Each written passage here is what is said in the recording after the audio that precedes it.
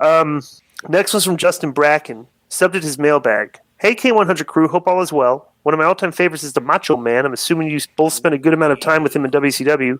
What was the guy like behind the gimmick? Also, if he was still with us today, what do you think he'd be doing in the wrestling business, if anything? Peace and love. Bro, how many times have we answered this question? Well, obviously he hasn't heard it or he wouldn't be asking it. I thought of that, but, you know. Yeah, we have answered, so I'll answer it again. Randy was very weird. He was very paranoid. He was very he was, bro, the type, no lie. He's not, his over-the-top promos.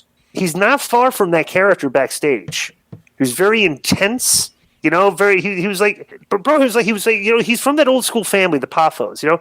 He's just like was always kind of in gimmick. And if you think he's weird, his brother's even weirder. Oh boy. Yeah. And not only that, Randy was a type of guy that did not take jokes very well. No. Yeah. He did. Not if at all. you thought you were making fun of him, right there on the spot, bro, he would challenge. Huge chip on his shoulder. Yeah, huge chip on his shoulder. Like at all times, you know. But I got along with the guy. I always got along with him. He was easy to get along with, but he was paranoid and he was very weird. I mean, right. And the other guys, the other top, Hogan and Flair, they felt the same way because they had to work with that guy for a long time. You know, this is very, you know, he's very unhinged. intense. Yeah. There was a story in JR's first book when he first got to WWE, and he was handling one of the weekend shows, Challenge or whatever, and he had to have Randy do promos for each city or promos for different channel airings, so he had to keep bringing him back in, and I guess Randy thought it was JR that was trying to with him, and he gripped him up pretty much and was like, if I find out that you're doing this on purpose to mess with me,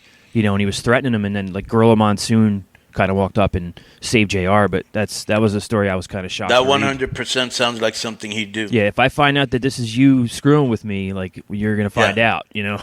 But what do you think he'd be doing today? Because that's why I sent the question. That's the only thing I saw that was a little different from the normal question. Yeah. Maybe he'd be an AEW wrestling Sting. Yeah.